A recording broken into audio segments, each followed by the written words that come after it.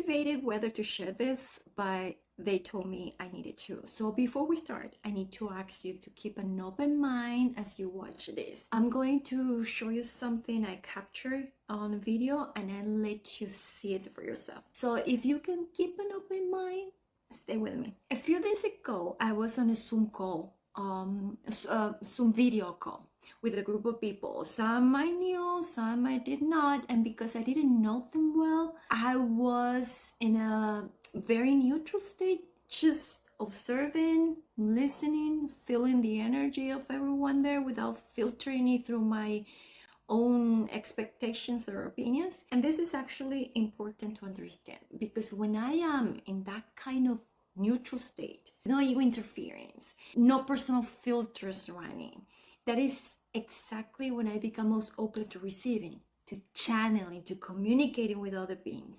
There is no interference, no blockage.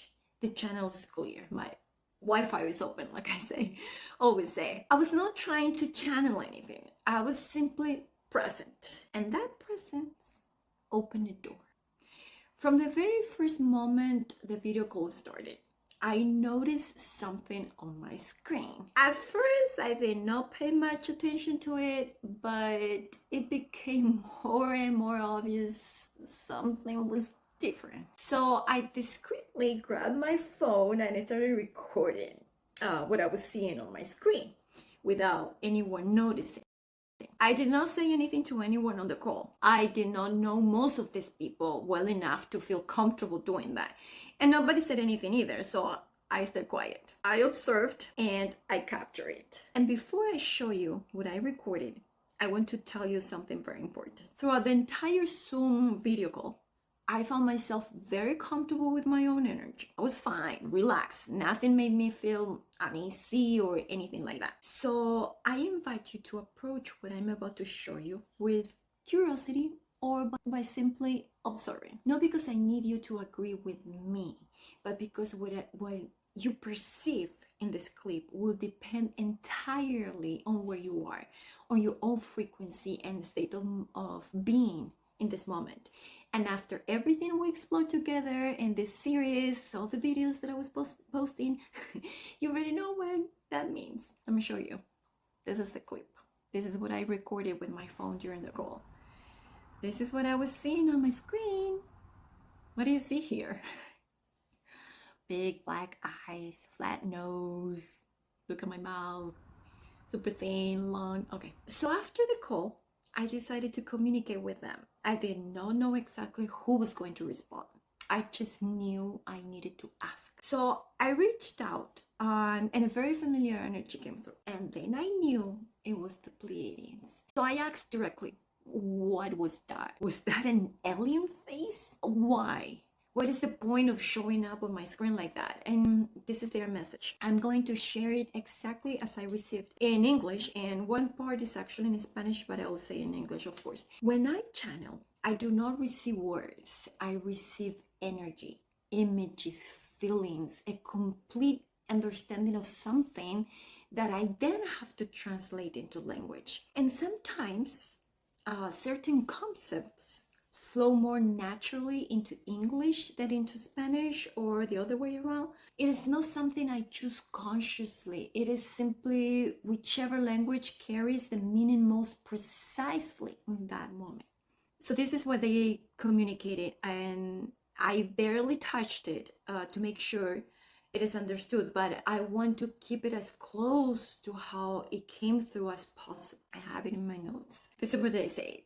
This is a form of communication.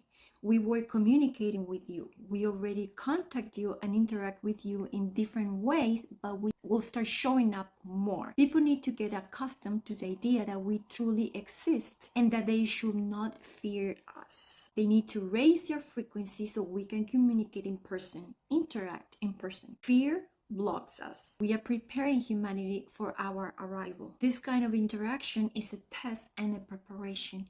People will start getting used to our image and our presence. And then I asked, but why do you show up with that specific face? The big black eyes, flat nose, why that face. That's not a Pleiadean face. And that is when they show me their answer, not in words, but like a movie.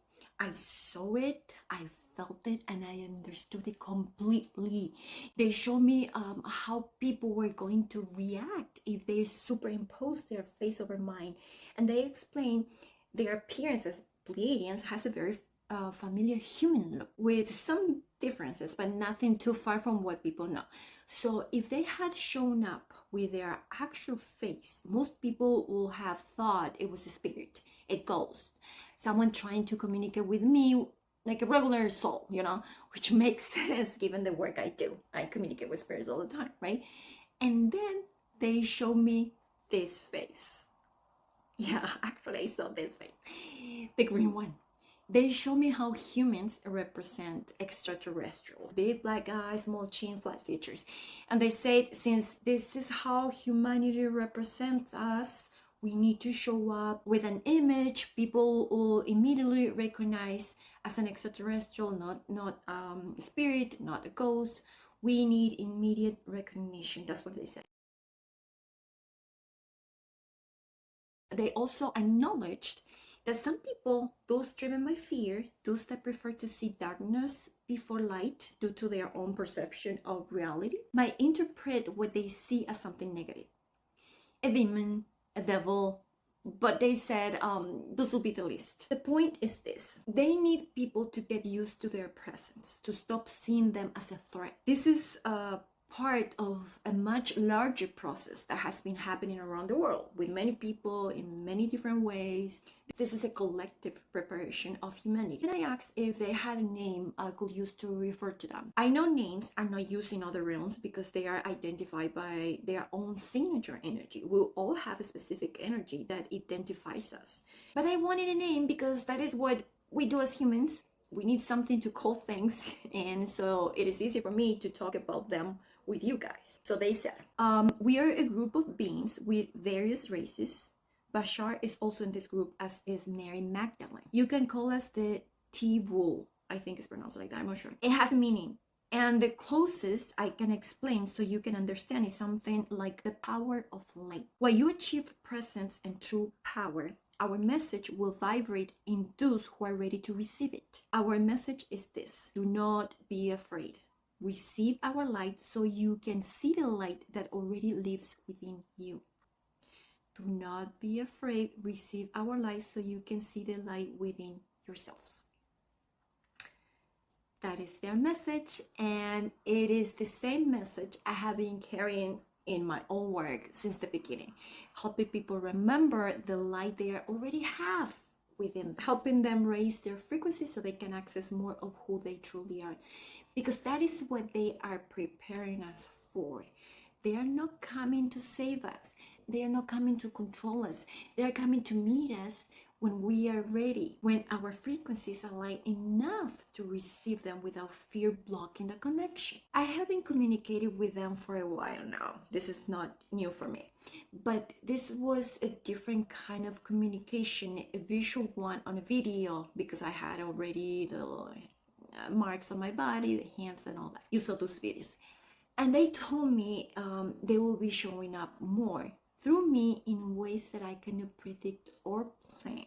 I do not know how, and I do not need to know. I trust the process. What I do know is this: if something in what I just shared resonated with you, if something in you stirred, recognized, or simply felt curious, pay attention to that feeling.